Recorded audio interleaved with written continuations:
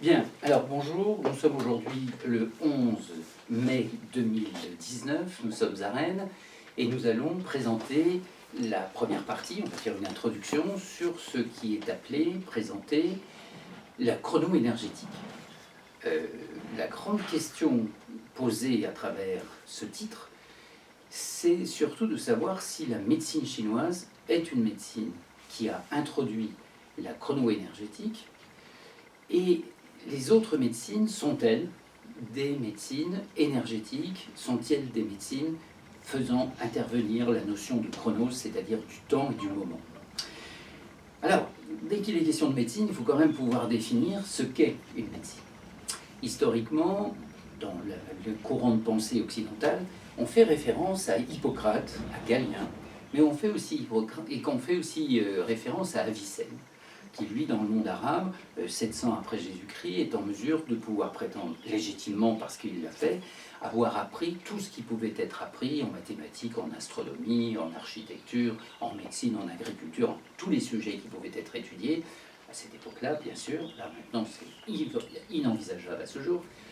Et donc, lui, à un moment, peut le définir comme tel. Alors, bien sûr, on connaît un peu plus Hippocrate, on a aussi entendu parler de Galien, et Avicenne a la particularité de bien préciser comment un thérapeute peut en effet exercer ce qu'on appelle une médecine. Première chose, il y a des individus qui, quand ils sont en bonne santé, s'adaptent, s'équilibrent et savent adapter, équilibrer leur vie, leur alimentation, leurs activités, leurs relations, etc., etc. Mais à un moment, il y a en quelque sorte ce que nous on appellera un déséquilibre énergétique et que la médecine occidentale a précisé comme étant une pathologie ou une maladie. Donc nous voilà avec trois mots: maladie, médecin et médicament. La théorie des trois M. Quand on interroge Hippocrate, il nous donne un certain nombre d'informations, de comportements des patients, des malades, et également des médicaments. Mais Avicenne, pourquoi je veux présenter Avicenne? C'est parce que j'ai lu un très joli livre qui s'appelle Le poème de la médecine d'Avicenne. Donc ça, je vous donne le titre, que vous puissiez bien voir d'où il vient. Donc l'organisation de ce livre est telle que nous avons le texte arabe et nous avons le texte traduit. Et ce que j'ai beaucoup aimé dans ce livre, c'est qu'il explique avec une grande pertinence les quatre modes de prescription médicale, en disant bien que pour accompagner un patient malade, il faut tenir compte premièrement de sa typologie. Donc, premier type de médicament, donc d'intervention, la typologie du patient. Donc les patients ne sont pas tous identiques. Et il a, lui, quant à lui, Avicenne, un système à base 9, là où Hippocrate et Galien ont un système à base 4. Et là où c'est intéressant, c'est que le monde chinois a un système à base 5. Avicenne, dans le monde arabe, serait-il la rencontre entre un 4 et un 5, on ne sait pas. En tous les cas, lui, il envoie 9 points. C'est son mode de raisonnement et c'est tout à fait intéressant. Donc il nous dit, tous les patients ne sont pas identiques, or donc, puisqu'ils ne sont pas identiques, nous ne pouvons pas envisager le choix des traitements, c'est-à-dire des plantes et des médicaments qui vont être prescrits et conseillés. On ne peut pas envisager que ce soit les mêmes. Donc en premier, il faut que le médicament tienne compte de la typologie, c'est-à-dire que le patient est en déséquilibre parce qu'il s'est éloigné de cette typologie et que pour diverses raisons, on en connaît un certain nombre puisque nous sommes thérapeutes et que nous avons fait des études de médecine chinoise, il y a plein de raisons pour lesquelles il y a un déséquilibre. Alors, petite précision tout de suite, de temps en temps je vais parler d'Hippocrate, on va parler beaucoup de Galien, d'Avicenne, mais on va quand même ne pas oublier le monde chinois. Donc, à partir du moment où l'on comprend qu'il y a un déséquilibre, il faut réfléchir de quelle nature est ce déséquilibre. Et les Chinois nous disent, en tous les cas, enfin, les chiffres que j'ai là maintenant dans les différents livres que l'on publie actuellement, d'ailleurs, les traductions des publications scientifiques, que je lis avec grand intérêt, ils nous disent 15% des causes, 30% des causes, non, c'est bien 15, je ne sais pas pourquoi je veux rajouter, multiplié par 2, 15%, c'est mon dernier mot, 15% des troubles et des pathologies d'un patient viennent des raisons alimentaires, des déséquilibres, des perturbations et perturbations annexes. On voit bien maintenant ce que veut dire annexe par rapport à l'alimentation, c'est-à-dire au fait qu'on a mis de la chimie, des irradiations, des pollutions, des tas de choses et des tas de choses. Bon, tout ça est un scope. Et il nous dit, le reste, c'est dû à des troubles psychologiques, émotionnels, des influences qui viennent de l'extérieur, mais qui vont nous perturber. Donc, Avicenne nous dit, on revient à Avicenne, première chose, tenir compte du déséquilibre du patient dans sa typologie. Et ça, c'est important. Pourquoi? Parce que les Chinois sont d'accord avec cette idée. Et eux ont étudié, grâce à la théorie des 5 éléments, et grâce à ce qu'on appelle le calendrier chinois traditionnel, vous en avez une page là, ici, en présentation, l'éphéméride chinois traditionnel, le calendrier de tous les jours qu'on achète dans les épiceries en France. Donc ils nous disent bien que avec cette connaissance du calendrier qui va nous donner une date de naissance du consultant, on définit, là on est dans le mode chinois, on définit une typologie en 5 éléments qu'on appelle Bazi, B-A-Z-I, qui s'appelle, qu'on a traduit, bilan énergétique chinois. Donc voilà, d'abord tenir compte de la typologie. Si l'on ne tient pas compte de la typologie, on a une prescription qui n'est pas appropriée aux diverses raisons qui font que le patient est en difficulté, le patient qui vient nous rencontrer a des symptômes, on ne tient pas compte de ça, et donc les traitements ou les prescriptions médicamenteuses, ou prescriptions de diététique, ou d'alimentation, ou de correction alimentaire, ou de phytothérapie, ou d'autres choses, ne seront pas adaptées. Si chacun a sa typologie, et si on s'éloigne de cette typologie pour diverses raisons, il faudra recaler tout ça, et donc prescrire. Alors voilà les premières formes, premier niveau de médicaments. Alors il nous dit, mais par contre, il peut y avoir une fonction physiologique qui est en difficulté. Respiratoire, digestif, élimination, troubles circulatoires, on a des choses diverses qu'on connaît. Donc, la prescription sur le deuxième registre d'Avicenne est bien de dire, il y a à la fois à tenir compte de la typologie et d'une fonction physiologique. Donc, les plantes, les médicaments qui vont être proposés auront cette double message, en quelque sorte, mais toujours tenir compte de la typologie. Troisième type de médicaments, d'intervention, ce sont des médicaments dont on connaît une fonction symptomatique. Donc, tenir compte de la typologie, de la fonction physiologique en difficulté et d'une vertu dite symptomatique. Si c'est la toux, on sait que certains médicaments tiennent compte, voilà. Si c'est une toux, mais elles sont diverses, les toux, on les connaît, ou d'autres formes de pathologie. Mais certaines plantes, certaines associations médicamenteuses auront cette vertu de pouvoir pallier les inconvénients de la toux et résoudre. Bon. Mais c'est pas... Oui, c'est bien de tousser en conséquence. Et donc, la préoccupation est d'aider le patient par rapport à sa typologie, avoir une information sur la fonction physiologique qui va être la respiration, ou une localisation de la gorge, ou voilà, et puis une valeur symptomatique. Et il nous dit, voilà, ça c'est les 3 premières, et la 4e forme de prescription, eh bien, ce sont des médicaments à vertu symptomatique. C'est-à-dire qu'on sait que telle plante, c'est bien pour le trouble circulatoire, c'est bien pour faciliter les règles quand une femme a des règles douloureuses, ou en cas de céphalée, ou de migraine, ou d'autre chose, ou valeur symptomatique. J'ai pas trop compris la différence entre la fonction symptomatique et la vertu symptomatique. C'est pareil, c'est symptomatique. Non, il n'y a pas de différence. D'accord. La différence entre 3 et 4, Oui, c'est ça. C'est que 3, il faut tenir compte de la typologie, il faut tenir compte de la fonction physiologique, et il faut choisir ces médicaments qui, eux, ont une lecture symptomatique. D'accord, ok.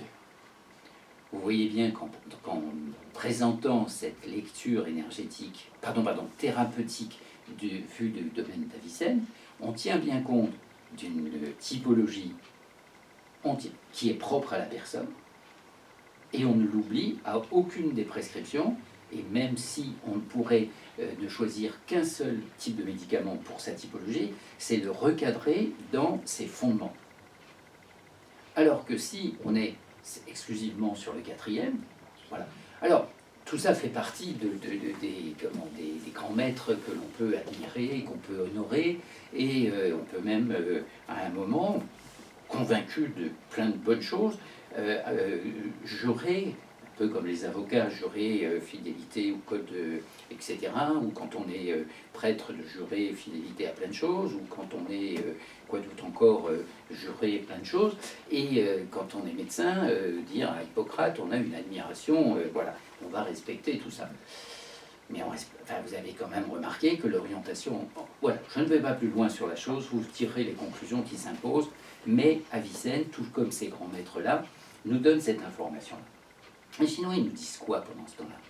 Ils nous disent la pathologie, ou du moins la pathologie, les troubles, les symptômes, la maladie au sens large du terme, est à considérer comme un arbre. Et ce n'est pas parce que l'on verra sur les fleurs, les fruits, les feuilles, qu'il y ait des manifestations de pathologie, les fruits sont petits, les feuilles sont rabougries, sont jaunes, etc., que la pathologie, la raison de la pathologie est à cet endroit-là. Ça veut donc dire que, comparativement, je ne sais pas si on va pouvoir mener la comparaison jusqu'au terme, mais qu'un médicament qui n'aurait une intervention, qui n'aurait comme finalité que de combattre localement, c'est-à-dire tenter de trouver une solution par rapport aux feuilles, ou voilà, dans les végétaux, par exemple le mildiou, le mildiou c'est une atteinte voilà, sur des feuilles à un endroit précis, on va faire de la bouillie bordelaise, on sait comment faire quand on est dans le monde agricole, et on sait traiter ça. Mais est-ce qu'on a réglé vraiment le problème fondamental? Alors en médecine chinoise, on sait que non. Quelles que soient les manifestations, on ira les chercher, peut-être au niveau de la branche, de l'arbre, peut-être au niveau du tronc de cet arbre, et sans doute peut-être aussi à considérer au niveau des racines. Donc c'est cette logique-là que je voudrais que vous puissiez bien comprendre, et dans cette introduction, juste un petit paragraphe d'introduction sur ce qu'on va appeler une énergétique à orientation chrono-énergétique, mais la grande question que je pose est, la tradition chinoise est-elle d'abord une médecine au sens où on l'entend en Occident, ou est-ce que la tradition chinoise, par ses différentes méthodes traditionnelles chinoises de santé, alors vous avez bien vu que le M n'est plus devenu médecine, mais devenu méthode, hein, MTC, méthode traditionnelle chinoise de santé, parce qu'il y a une diversité, et une diversité qui n'est pas un éclatement, mais une richesse, hein, et si la Chine a bien organisé l'ensemble de ces différentes méthodes, de ces différentes orientations, toujours basées et orientées sur le même mode de fonctionnement, c'est-à-dire cette lecture énergétique du corps humain. Donc, nous sommes là dans la réflexion à ce moment de dire, dans les traditions qui nous viennent d'Hippocrate et de Galien, ou qu'elles nous viennent d'Avicenne du monde arabe, ou qu'elles nous viennent de l'Extrême-Orient, il y a un respect fondamental de l'état énergétique spécifique du patient. Et les typologies dans ces orientations sont particulièrement identifiées, en quelque sorte, par des comportements. Donc on ne va pas rentrer dans ces sujets-là.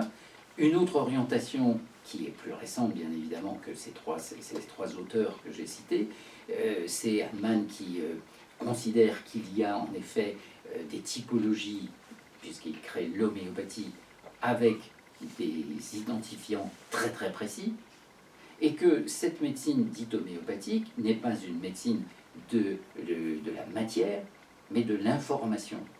Ce que l'on absorbe quand on prend des médicaments homéopathiques, c'est de l'informationnel. D'ailleurs, on dit bien, mettez ça sous la langue pour que le message informationnel passe par l'absorption sublinguale directement au cerveau, et le cerveau donne des indications au corps de diverses façons. Nous serons appelés à en reparler au cours de ce cours sur l'énergétique chinoise, sur la chrono-énergétique. Pourquoi? Parce qu'on va bien servir de ça, nous aussi, en information, particulièrement avec les saveurs. On le sait, mais on reparlera de ça. Donc on comprend que, fondamentalement, la démarche, quand je dis fondamentalement, c'est les fondements, on est dans les racines, on est même dans la terre, là où sont les racines de cet arbre. C'est une idée énergétique, l'être humain est une lecture énergétique qui s'adapte dans un environnement dit énergétique. Et c'est là où la Chine va apporter quelque chose de supplémentaire. On va laisser Hippocrate, Galien, Avicenne, on va continuer à les honorer, à les admirer. Il faudrait aussi de temps en temps les écouter, peut-être un peu. Mais nous, c'est Rongti, Sishu Rongti, ou Rongti en tous les cas, l'empereur qui pose ces questions à ses médecins. Et c'est dans ce livre, le Rongti Netting Somen, qu'on va trouver solution. On a tous étudié, on a tous des citations et on a tous compris combien c'était important d'avoir une lecture énergétique du corps. Alors, j'ai introduit une autre notion qui est celle du bilan énergétique. Et pour comprendre ça, j'ai parlé du calendrier chinois. Et c'est là où, si l'on comprend bien les données fondamentales, fondamentale, c'est le fondement de la médecine chinoise, de l'énergétique chinoise. Alors, je dirais encore médecine, ou je dirais énergétique, mais voilà, ou méthode, mais on voit bien, on va prendre, puisque nous sommes là dans la démarche de l'être humain en difficulté et que l'on va recevoir en cabinet et à qui l'on va pouvoir proposer des soins, soit avec des aiguilles, soit avec des mains, soit avec une projection d'énergie, soit avec des ventouses, soit avec des moxas, etc., etc. On sait comment on va pouvoir faire. On va développer ça aussi, bien sûr. De comprendre que la lecture que nous avons du corps humain, c'est une lecture énergétique, pour laquelle on a introduit la notion de la typologie. Et pour comprendre la typologie, on a dit que si les autres avaient divers systèmes à base 5, à base 9, en Chine, c'est un système à base... Pardon, 4 pour Hippocrate et Galien et 9 pour Avicenne. En Chine, c'est 5. Vous avez bien compris qu'il était fait référence au 5 éléments. Alors, comment peut-on faire ce lien entre ces différentes notions? Et on va essayer de toutes les revoir pour les remettre en paquet d'une autre façon, changement de point de vue. Comment va-t-on pouvoir associer à la fois le corps humain est énergétique, il a des typologies particulières sur la base 5, et que les Chinois parlent d'un calendrier qui permet de calculer un certain nombre de choses et de comprendre des variations. Alors les variations du calendrier, on sait, ce sont les saisons. Mais comment on peut agencer tout ça? Alors voilà, c'est ça le changement en quelque sorte de paradigme, où l'on considère que l'être humain c'est de la chair qui est chaude quand même, parce qu'il y a une température de base, mais qui soit augmente sa température, c'est de la fièvre, ou baisse sa température, c'est l'hypothermie. Voilà les variations, mais en médecine occidentale, cette variation, elle est limitée. Et c'est vrai que de toute façon, la température doit rester constante, tout comme plein d'autres choses. La pression artérielle doit être constante. Dans la structure du corps, la matière, le nombre de globules doit rester, globules rouges, globules blancs, plaquettes, tout ça, on étudie tout ça. Les composants du corps, tout ça reste dans une marge très très infime. On n'a pas le droit à faire des grands sauts, mais on étudie la matière. En énergétique, on va donc essayer de comprendre ce que veut dire l'énergie. Alors, un rappel très simple, parce qu'il faut repasser par là pour un moment ou un autre pour aller jusqu'au bout du changement de paradigme. Dès qu'on parle de la matière, je tape sur mon bureau qui est en marbre, c'est très très dur, et pourtant, c'est composé de molécules qui sont composées d'atomes, plus particulièrement d'atomes pour le minéral, mais dans le corps humain, on est passé aussi par des molécules. Ces atomes, c'est quoi? C'est un noyau central avec des électrons qui tournent tout autour. Quand on voit les proportions, souvenez-vous au cours de sciences, de physique, sciences physiques, le prof de l'école mien nous disait, voilà, pour comprendre les tailles et les distances, les tailles des particules, le noyau, c'est une orange à Paris et c'est une balle de ping-pong à Brest. La distance entre Paris et Brest, c'est quand même assez important, et la proportion de l'un à l'autre, c'est que dalle, c'est rien du tout. Et pourtant, l'électron reste à constante distance, c'est un cercle tout autour de ce noyau, et que le noyau est en relation avec l'électron. Les électrons ont une modélisation spécifique, c'est-à-dire que le premier du tableau de la classification périodique des éléments, il a 2 électrons qui tournent, et c'est tout. Et ça identifie un objet, un élément. Mais attention, pas l'élément ou la théorie des 5 éléments, bien évidemment. Donc, alors, puis ensuite, l'élément suivant, il n'y a plus de place sur la première couche, donc il va y avoir une deuxième couche sur laquelle il va y avoir un électron. Et s'il y a 3 électrons et 3 neutrons, 3 protons pour le noyau, tout ça, ça forme un élément particulier. Lithium, l'hydrogène, le carbone, etc., le beryllium, le bore, tous ces éléments qui composent l'ensemble de la nature. On n'a pas forcément tous dans notre corps, quoique il y en a quand même beaucoup qui nous composent. Donc, déjà, la distance, c'est rien. La relation énergétique, rien dans le sens de, c'est pas de la matière. La relation entre le noyau et les électrons, c'est une force, c'est une puissance. Et plus ils étudient, plus ils nous disent, finalement, un électron, c'est une... Alors, je vous donne la définition des physiciens, peut-être ancienne, elle a sans doute été actualisée maintenant, mais probabilité d'existence d'un quantum d'énergie. Vous vous souvenez de cette définition? Probabilité d'existence d'un quantum d'énergie. Alors, pourquoi probabilité? C'est que on croit qu'il est là, mais en fait, il tourne. Donc, on ne sait pas exactement où il est, et à la vitesse où il tourne, d'un quantum d'énergie, c'est bien le mot énergie qui nous intéresse. Donc, c'est une concentration d'énergie qui donne l'impression d'être une particule en relation avec un autre état qui s'appelle neutron, proton pour faire un noyau. Et on a cette réflexion de se dire, c'est ça la matière. Oui, la matière est là. Pourquoi? Parce que c'est cette relation très forte qui existe entre pas grand-chose d'un côté et pas plus de l'autre, mais qui se répondent et qui sont, de par une modélisation, alors de temps en temps je reviendrai sur cette notion de la modélisation, c'est-à-dire c'est une structure, la structure atomique, un atome, chaque élément du tableau de la classification périodique de Mendeleïev, chaque élément a une modélisation spécifique, c'est-à-dire le nombre, c'est ça le génie de ce physicien, et il a compté, il a évalué, le nombre d'électrons qui définit, vous comprenez bien ça c'est un rappel. Mais ça veut bien dire que si ces atomes, CHON, de carbone, d'hydrogène, d'oxygène et d'azote qui nous composent principalement, s'ils sont composés sur le même système pour former des molécules, pour former la structure, les tissus corporels, de la même nature dans les végétaux. Hein. Il y a des acides libéroligneuses et subérophéludermiques, c'est exactement pareil. C'est du végétal, mais structuré comme nous, avec des ligaments, des tendons, des muscles, des aponévroses, etc.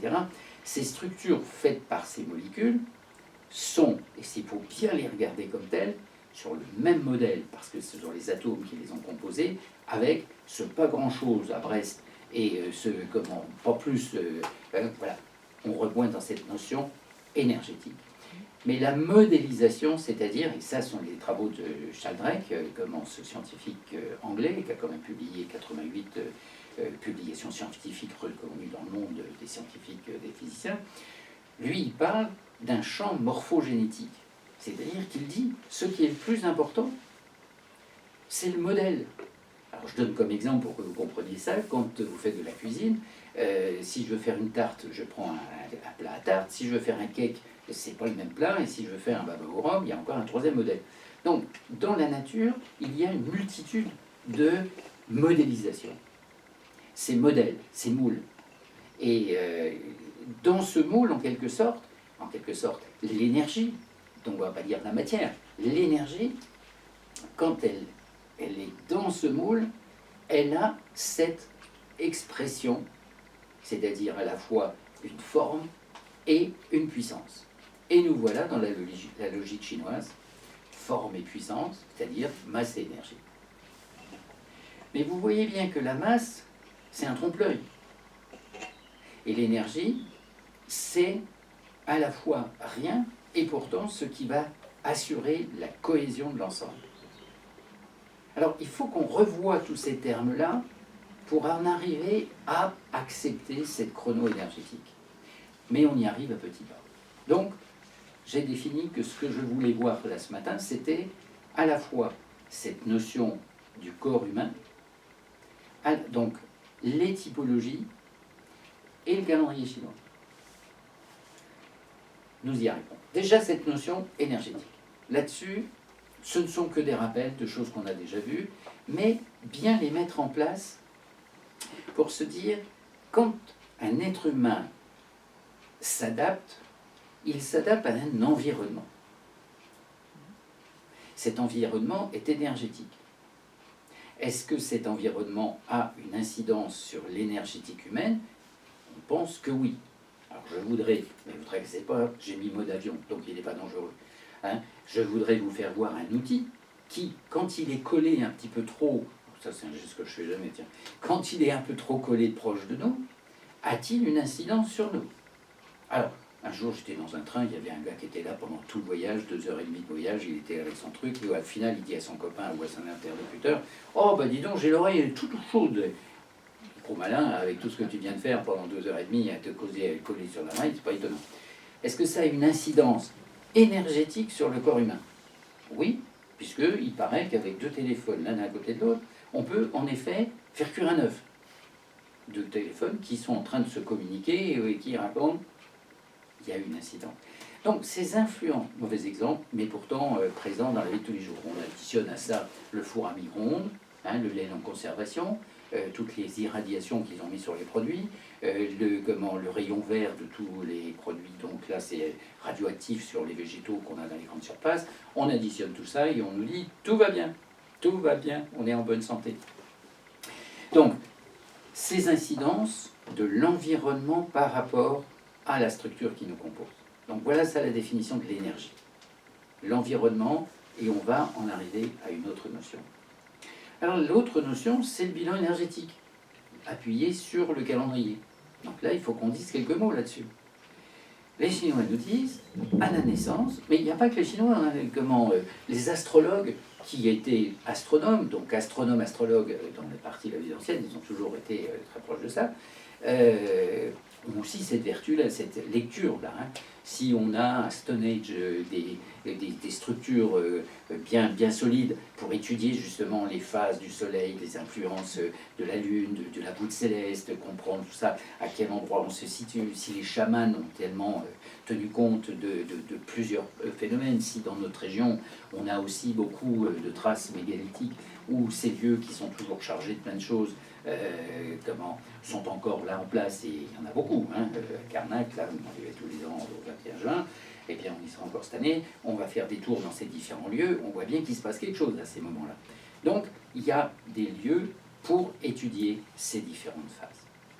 Alors, qu'est-ce que c'est que le bilan énergétique? Et qu'est-ce que c'est que ce calendrier? Donc ils ont étudié les phases, les cycles. Et dans le Connecting Zoen qu'on a cité tout à l'heure, on a bien vu qu'il est question en permanence de saison. La théorie des 5 éléments, je ne vais pas vous le refaire, vous vous souvenez bien que les 5 éléments sont en relation avec les saisons. Ils ont mis en place une symbolique qu'on appelle le bois. Mais que se passe-t-il pour comprendre cette symbolique et cette logique analogique des Chinois? C'est qu'ils nous disent, eh bien, en effet, le matin, le soleil se lève, et comme disait Coluche, et c'est beau. Bon, le soleil se lève, à ma gauche, je le vois qui se lève, je me tourne un peu, je le vois, mais après il va aller en plein sud, et donc, donc il se lève à ma gauche. On a donc toute une influence, c'est le réveil de la nature, tout comme pour aller ensuite au sud à midi, pour ensuite aller à ma droite se coucher. Donc ça se fait par rapport à moi. Alors ça, c'est la particularité dans les traités chinois d'astronomie, c'est qu'on voit toujours un homme. Il dessine un bonhomme, et c'est par rapport à lui. Hein, dans les traités d'astronomie occidentaux, jamais. Enfin, on vous dit, le soleil se lève là, éventuellement on fait une petite maison, mais on ne fait pas. Moi, je suis le centre du monde. Comme je suis le centre du monde, pourquoi? Parce que quand je suis là, la ligne qui est devant moi à 30 km, c'est la ligne d'horizon. Derrière, c'est pas la peine que je me retourne, je sais qu'il y en a une aussi. À gauche, il y a une ligne d'horizon, donc à 30 km, 30 km, 30 km, je dessine un carré. Ça, c'est déjà bien compris. La Terre est carrée, disent les Chinois. Bah oui, évidemment, la ligne d'horizon. Et la rencontre des diagonales, c'est exactement sous mes pieds. Mes 2 pieds l'un à côté de l'autre, c'est un carré. Tout ça, ça va bien. On comprend bien la logique. La nuit, particulièrement, on regarde la voûte céleste. On voit la voûte céleste, semi-sphérique au-dessus de notre tête. Et juste au haut, c'est un rond, il y a un point juste au-dessus de ma tête est ronde aussi. Donc il y a à la fois le centre du ciel avec un point, le centre de la Terre avec ce carré là, le ciel est rond, la Terre est carrée, l'être humain est au centre, à 30 km de vent à gauche et à droite. La ligne qui joint le centre du ciel à le centre de la Terre passe par le point des 100 réunions. Le Royin, ce point de réunion en direction de la Terre, tout va très bien. L'axe central interne ascendant, le Chongmo. Je suis donc le centre du monde. Ce n'est pas pour vous étonner que je le sois. Je le suis. Mais vous aussi, vous êtes à 1 mètre, 2 mètres, 3 mètres, ou là, 500 mètres à côté de moi, je vous regarde, là, je vois quelqu'un qui est là, je le regarde, il est le centre du monde. Et c'est cette démarche dans laquelle nous sommes, nous thérapeutes, à avoir comme obligation de point de vue de bien considérer tous les patients et consultants qu'on va recevoir comme étant le centre du monde. Donc ça, c'est déjà une première chose. Hein. On écrit bien ça sur sa feuille. Je suis le centre du monde, c'est-à-dire le carré. Bon, maintenant, vous allez vous en souvenir. C'est obligatoire hein, maintenant. La prochaine fois que vous êtes un petit peu sur un terrain plat, vous allez voir la mer, par exemple, la ligne là-bas, c'est 30 km. Et de définir cette situation. Donc les Chinois nous disent, ben, voilà, le soleil se lève à ma gauche, il fait tout ça, c'est un cycle, il va se coucher, le lendemain il recommence. Très bien. Premier cycle, le cycle du jour. Alors, on voit un début, on voit un maximum et une décroissance. Il se couche à ma droite, il va faire un tour par en dessous, hop, le voilà qui revient. Cycle plein, c'est un jour, qu'on peut découper. Alors, on a déjà 4 points presque cardinaux. Hein. C'est le lever, le maximum et le coucher.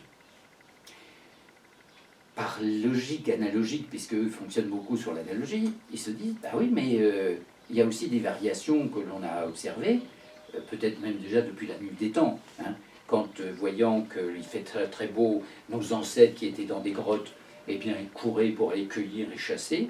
Et puis l'automne arrive, et dit, oh, il fait froid un peu. Ils avaient eu des animaux, des ours, des mammouths et je sais pas quoi. Oh, ben, il fait froid, peut-être qu'on trouve, avec la peau des bêtes qui avaient des fourrures, on va se faire un manteau de fourrure. Et on se fait le manteau de fourrure pour l'hiver. Et c'est super. Et puis tiens, ah ben, maintenant on n'a plus besoin de mettre le fanteau. Bon, ben, on le jette parce que c'est pas grave.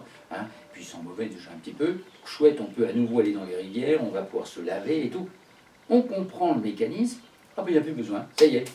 Au bout de quelques années, ils se sont quand même rendus compte que c'était assez répétitif. Donc on va peut-être garder le manteau de fourrure dans un coin et on l'aura pour l'année suivante.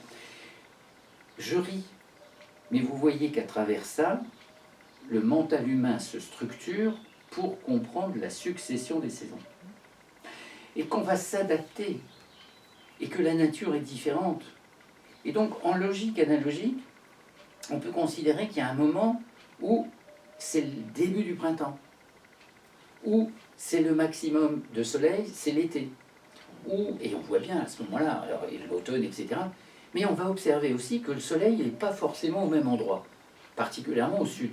Alors on va prendre un bâton, on va le mettre en terre, et puis on définit ce qu'on appelle à ce moment-là un gnomon pour observer le ciel. Et on comprend que quand il fait très chaud, le soleil est très haut, et quand il fait moins chaud, et enveloppé dans le manteau de fourrure, la neige éventuellement et tout, eh bien le soleil est beaucoup moins haut. Donc il y a une variation qui fait que, en plantant un bâton en terre, il y a une ombre du soleil, et il y a un moment où il est vraiment le plus haut, c'est-à-dire l'ombre est la plus petite. Il suffit de laisser le bâton en place et puis de mettre un petit caillou ou un petit... on prend une petite branche hein, d'arbre, on le casse. Et d'ailleurs, le caractère chinois qui dit branche terrestre, c'est Philippe Laurent qui me faisait apparaître ça un jour où il écoutait un bavardage de cette nature. Et il m'a dit, mais dis-tu, non, mais c'est intéressant ce que tu me racontes là. Pourquoi? Parce que le caractère chinois qui dit branche terrestre, c'est une main qui tient un bâton. On plante le petit bâton à l'endroit où il dit, ah, c'est là. Bon, il y a le yomon, hein, le bâton le grand. Et les voilà qui commencent en logique analogique à se dire, il y a à la fois midi, c'est là où l'ombre est la plus petite qui définit une ligne, c'est le méridien, et à la fois la succession des saisons avec des longueurs différentes en se disant, on va calculer tout ça, on va surveiller tout ça. Et c'est ça la mise en place d'une compréhension pragmatique dans un certain moment, en disant, les fruits du printemps, les fruits de l'été, mais en automne on récolte des céréales, puis après il n'y a plus rien du tout, et on va essayer de garder de la nourriture, comme on va garder le manteau de fourrure, on va s'adapter, et on comprend qu'il y a un processus où à la fois le soleil se déplace, la lune se déplace dans le même sens, et la voûte céleste se déplace dans le même sens. Qu'est-ce qui se passe exactement? En perfectionnant un peu le système, il se rend compte qu'en effet, l'hiver, le soleil ne se lève pas exactement à ma gauche, mais plutôt devant à gauche. Il se lève, il va pas bien haut, et il se couche devant à droite. La saison suivante, c'est-à-dire après l'hiver, c'est le printemps. Alors là, c'est juste à ma gauche.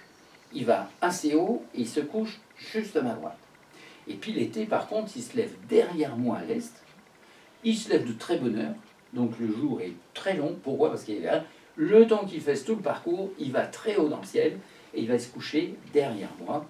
Donc derrière et à ma droite. Alors ils regardent l'horizon.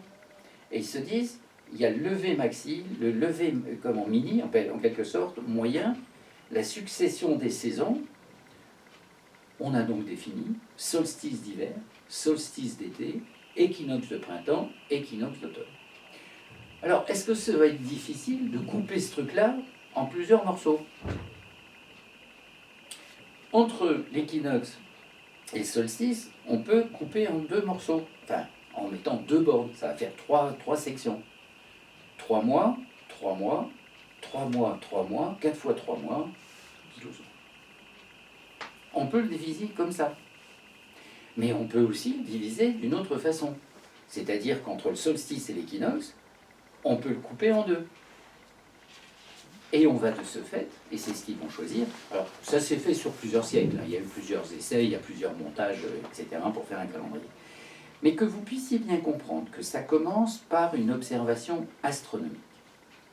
La lecture astronomique, c'est en fondament, dans l'idée fondamentale, c'est quoi? C'est de placer objectivement, de placer des repères, et ces repères vont permettre d'anticiper, en quelque sorte, ce qui va se passer prochainement. Donc, si l'on coupe je vais prendre un papier, je vais vous faire un dessin, pourquoi pour bien faire des dessins quand même. Et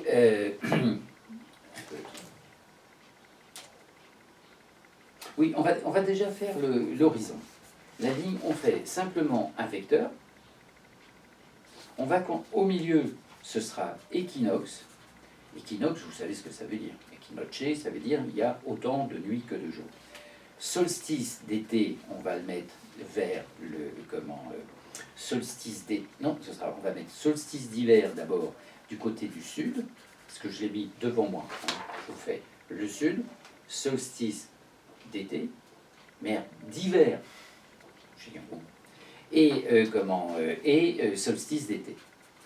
Donc, comment peut-on découper ce vecteur qui représente le déplacement du Soleil, quand il est juste à l'équinoxe, c'est donc printemps et automne, il va vers l'hiver, après l'hiver en automne, puis en été, puis en été au printemps, du printemps en hiver, automne, etc.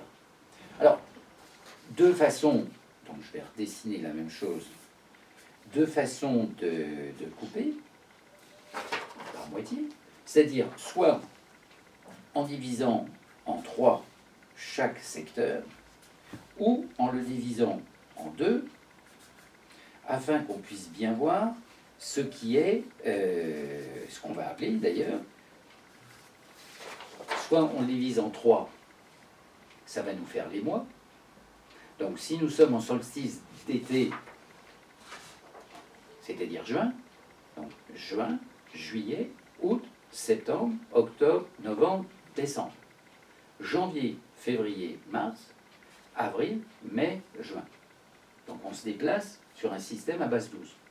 Mais si on se déplace sur un système divisé en autres secteurs, eh bien, on peut considérer que, puisque nous étions en juin et en juillet, on va pouvoir placer le début des... Alors, puisque nous sommes solstice d'été, c'est-à-dire juin, on va mettre les mois, et à l'opposé, décembre, Est-ce qu'on est bien d'accord que c'est quand même le 21 juin que s'on trouve le solstice d'été?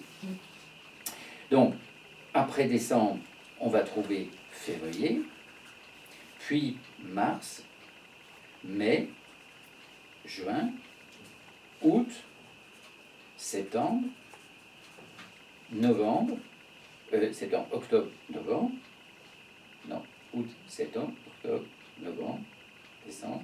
Donc on va trouver les repères qui vont être ceux du début des saisons. Donc en présentant ça sous forme d'un vecteur, eh bien on n'a qu'un aspect de la situation.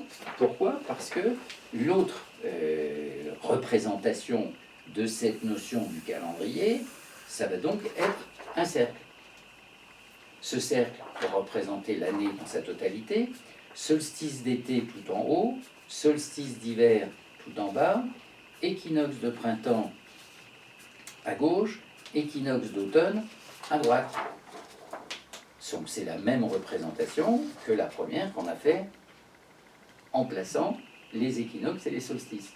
Mais ce qui est intéressant, c'est de passer du vecteur pour comprendre que sur l'orientation est, il y a bien le lever du soleil qui est variable, ça vous savez bien qu'il ne se lève pas toujours au même endroit, alors que si on le présente de cette nature avec un cercle, on voit bien que les solstices et les équinoxes jouent des rôles et ont des emplacements privilégiés. Mais si je coupe en trois, en effet, j'ai la localisation des mois, qui sont donc définis.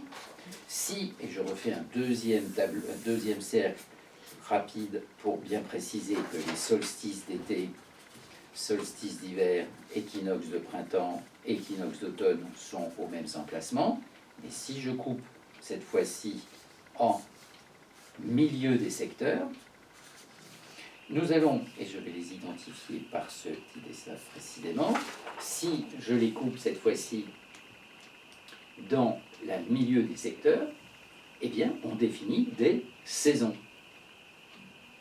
Avec l'équinoxe de printemps, c'est le printemps. Ça, c'était quand même intéressant à pouvoir définir.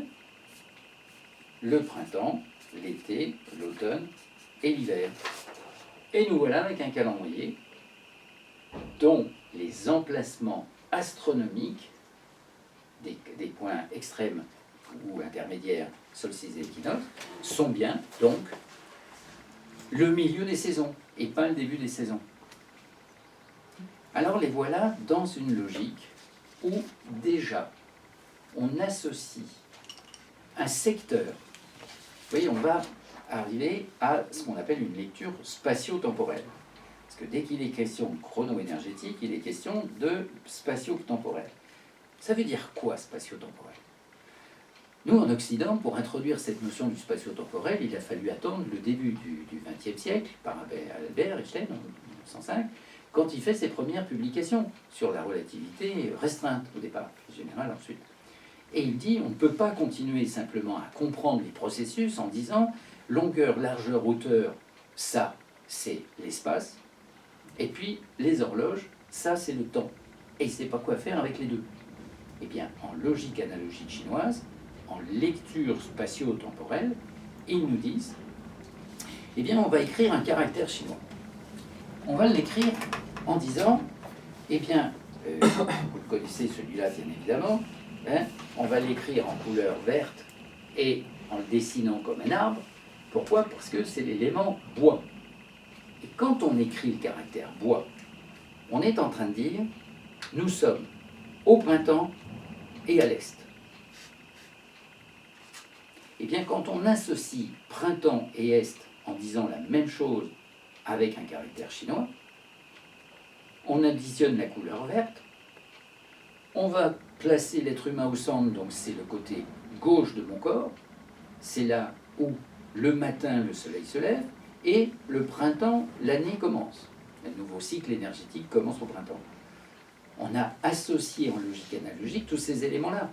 Donc dire que c'est aussi bien l'Est, là il faut bien entendre que c'est vrai, que c'est l'Est. Donc on ne va pas, l'Est, et on va dire en même temps que c'est le matin. le lever du soleil. Donc voilà ces éléments qui sont associés. L'est, c'est de l'espace. Et le matin ou le printemps, c'est le mot printemps aussi qu'il fallait qu'on rajoute, et le mot printemps, est et matin et printemps c'est la même chose, c'est donc du temps. Donc dès que l'on dit bois, on est dans cette lecture spatio-temporelle. Et la même chose évidemment pour chacun des éléments, on ne va pas refaire, vous savez le connaître et vous le connaissez. Mais ce que je vous apporte comme notion nouvelle, c'est cette notion que fondamentalement, quand on parle de l'élément bois, on le place dans une lecture spatio-temporelle, calendrier et, de ce fait, orientation. Alors, ceux qui font du Qigong et du Tai Chi savent bien ces choses-là. Parce que leur prof leur dit toujours que les exercices du matin se font orienter vers l'est, les exercices du midi se font orienter vers le sud, les exercices de l'après-midi et du soir se font orienter vers le soir, vers l'ouest, et que la nuit, on fait rien. Bah oui. Alors, il y a quand même quelques exercices qu'on peut faire de bonne heure le matin, par tranche de 2 heures, dans la succession. Ok. Avez-vous bien introduit cette notion spatio-temporelle? Parce que c'est très important de comprendre où est le processus actif.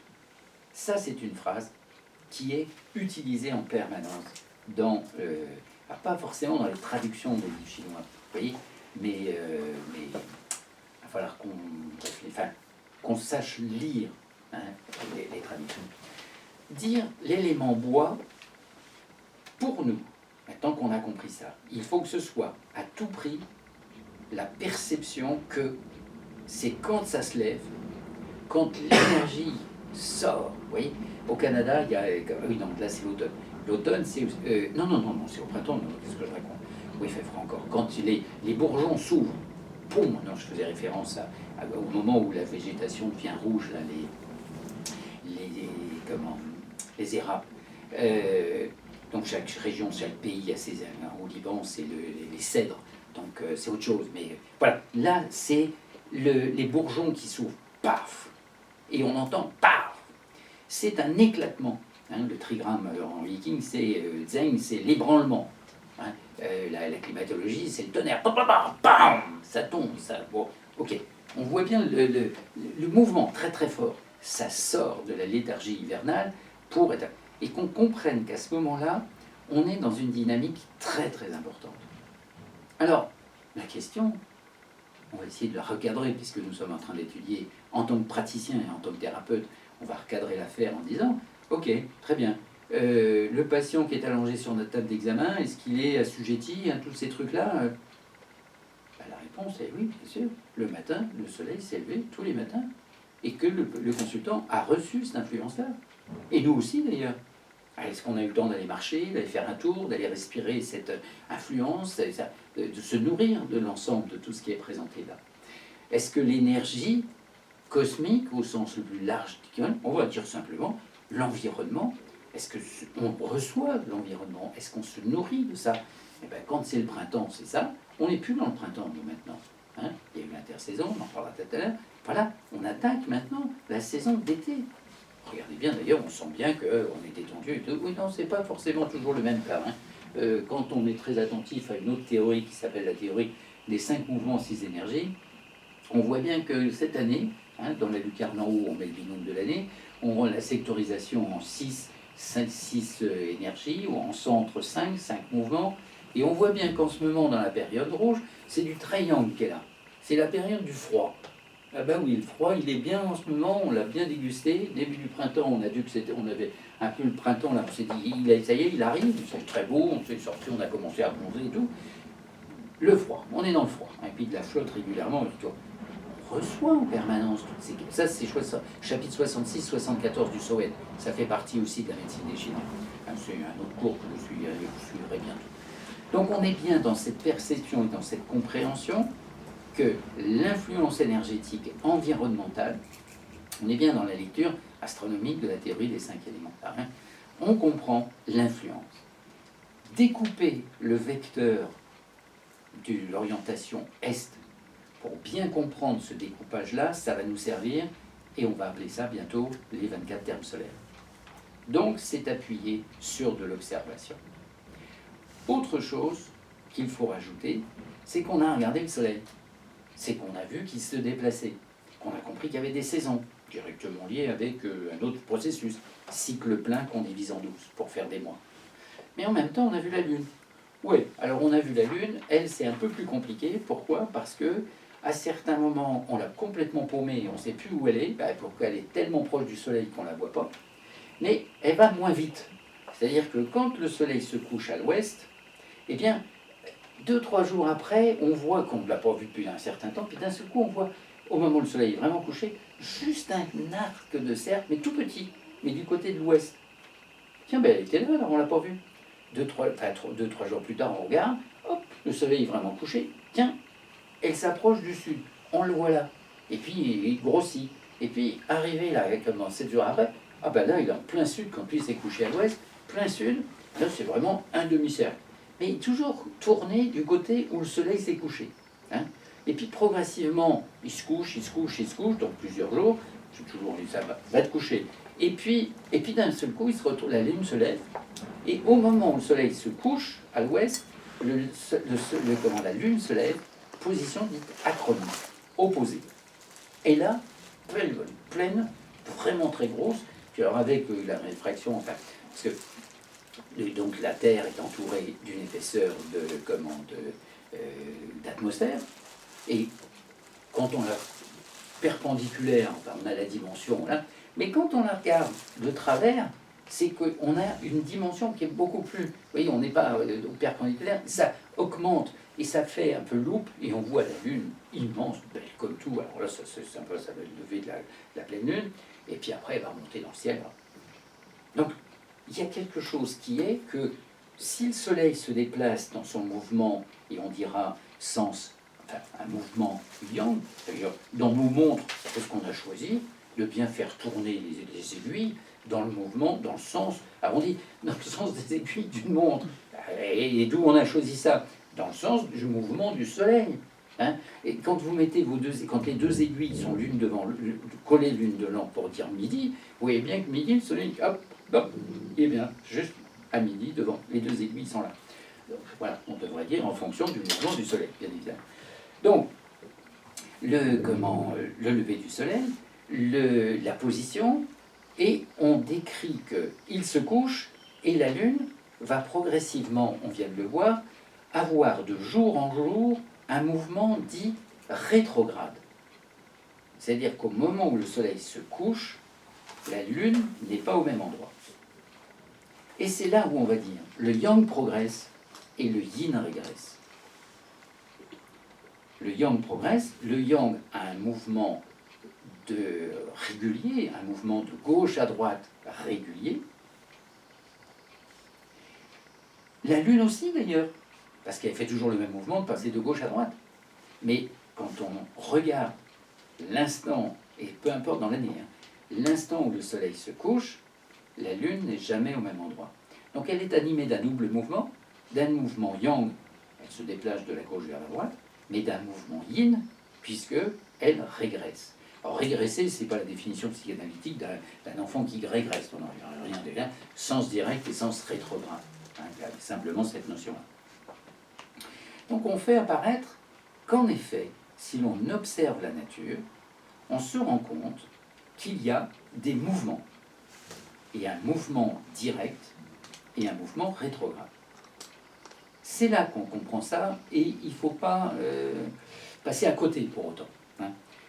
Il y a même d'autres mouvements, on va se rendre compte, ce qu'on appelle la marguerite basse, qui va conduire, et ça c'est quand on va aborder les 28 groupes d'étoiles. Ça va bien jusqu'à présent? On introduit juste une petite notion supplémentaire qui est celle de se dire et si nous regardons la voûte céleste? On a fait le soleil, on a fait la lune, nous voilà avec la voûte céleste. Et la voûte céleste, tout le monde l'a remarqué, tout le monde, on a tous regardé le ciel à un moment ou à un autre. La voûte céleste, elle se déplace, elle aussi, de la gauche vers la droite. Et elle fait un grand tour en 24 heures. Alors un jour, je posais la question, je ne vous la poserai pas parce que je suis sûr que vous avez la réponse. Ouais, le jour, pardon, la nuit, on voit les étoiles, mais le jour, il n'y en a plus. Où sont-elles? Je me souviens qu'une dame avait dit, mais oui, où sont les étoiles finalement Mais pourquoi? Parce que nous manquons. Je ne me moquerai nullement du fait qu'un étudiant, garçon ou fille, se pose cette question-là. C'est qu'on manque de formation en astronomie dans notre culture scolaire et universitaire. On n'a jamais appris ces choses-là. Ben, oui, la voûte céleste, elle est en effet toujours autour de nous. Et les étoiles sont toujours là, tout le temps. Sauf que quand le malin de soleil s'allume, il est là, ben, il nous empêche de voir les étoiles. Mais elles sont là. Sont-elles nombreuses? Très nombreuses. Et certaines fois, dans certains lieux vraiment dégagés par une atmosphère transparente, on voit la quantité d'étoiles qu'il y a là-dedans. Et chaque point lumineux est un soleil qui nous renvoie. C'est-à-dire qu'en pleine nuit, vous pouvez tendre les bras, se diriger vers la voûte céleste, quelle que soit l'orientation, on reçoit toutes ces influences énergétiques du ciel. Et c'est présent. Alors quand on veut se moquer de l'astrologie occidentale, on dit « Oh, une planète qui est à l'autre bout, quelle incidence elle peut avoir ?» Ok, la tranche de ciel qui est là, oui, là on en prend un grand paquet, vous voyez. Et j'ai une émotion très très forte, c'est en un certain septembre à Saint-Jacques-de-la-Mer, où là nous sommes protégés à la fois au bord de la mer et des lumières environnementales. Et un matin, comme tous les matins, on va marcher quand on est là-bas, à 6 heures, donc on sait bien où est l'étoile polaire au-dessus du clocher, à l'emplacement, je ne retrouvais ni l'étoile polaire, ni la grande ours, ni Cassiopée, ni personne d'autre. Il y avait tellement de points que c'était, mais d'où sort tout cela, enfin, ils ont toujours été là, de recevoir toute cette quantité d'énergie. Et c'est ça qu'il faut comprendre. C'est que si l'on va marcher en pleine nuit, on est en contact avec du soleil. Des millions et des millions de soleils qui nous envoient un rayon. Ça tombe bien, on va pas bronzer. Donc il n'y aura pas de cancer de la peau. Mais on se nourrit de ces influences. Mais en plein jour, c'est pareil. Ils sont là de la même façon. C'est pas parce qu'il y a le gros ballot qui, lui, a le monopole de la lumière parce qu'il est tout à côté de nous. Ouais, à côté. Enfin, son rayon pour aller de là où il est pour arriver jusqu'à chez nous, ce rayon, d'accord, à 300 000 km/s, il ne met que 8 minutes pour nous arriver. Hein. Donc, 8 minutes après que le soleil soit éteint, il n'y a plus de vie sur la planète Terre. Hein. C'est fini. Donc, il n'y a plus de vie. Pourquoi? Parce qu'il n'y a plus de température, d'accord, mais surtout parce qu'on ne reçoit plus son énergie. Vous voyez? Mais il restera tous les autres. Et ce sera quand même un peu manquant. Hein. Et c'est pour ça que la température baissera tellement qu'il n'y aura plus de vie sur la planète Terre. Voilà la démarche de comprendre que la voûte céleste tourne et que les Chinois, en l'observant attentivement, vont pouvoir dire, puisqu'on a découpé l'année en 4 saisons, est-ce que la tranche de ciel qui correspond au printemps est toujours au même endroit? Eh bien oui. Pourquoi? Parce que comme la voûte céleste tourne à la fois en 24 heures, ça c'est la rotation de la Terre, mais la révolution de la Terre pour faire... Ils n'ont pas l'idée de tourner autour du Soleil, c'est le Soleil qui tourne autour de la Terre et pas l'inverse. On va se rendre compte que la voûte céleste, eh bien, il y a vous qui regardez le ciel l'été par exemple, vous voyez toujours les mêmes compositions. Quand on la regarde la nuit, mais à minuit, si on choisit minuit par exemple comme repère, eh bien, ils observent que la tranche de ciel, elle est différente, et donc ils localisent la tranche de ciel en disant, cette tranche de ciel-là, c'est l'emplacement, alors au printemps, quand voilà, dragon, et ils vont donner une couleur, le dragon vert. L'oiseau rouge, c'est tout. Alors, ils choisissent, alors pas une étoile, des groupes d'étoiles. Combien de groupes d'étoiles? 7 groupes d'étoiles. Ça va faire 4 x 7, 28, 28 groupes d'étoiles. Donc, ça c'est la place de l'oiseau rouge de l'été. Là, c'est la place du tigre blanc de l'automne. Et ce qu'ils font, c'est qu'ils observent toute la tranche de ciel qui est là, qui se déplace et qui change d'aspect. Oui, mais il y a un petit malin un jour qui dit, bah oui, d'accord, ok, mais jusqu'où on va là? Parce que, ils observent aussi, comme on l'a observé, là je suis tourné vers le sud, que si je regarde par derrière, c'est le nord donc, et que si je regarde le ciel, bah, je vois bien à la fois la cuillère, la grande ours. Alors eux, pour eux, c'est la cuillère. Hein. Si vous avez déjà été au restaurant chinois, vous avez vu qu'ils nous donnent un bol avec une cuillère dedans. La forme de la cuillère, c'est la forme de la grande ours. Et que quand ils vous mettent des petits points lumineux dedans, vous avez peut-être vu où il dit c'est des grains de riz. Ouais, oui, pourquoi? Parce qu'on est au restaurant et qu'on mange du riz en Chine. Ça n'a rien à voir avec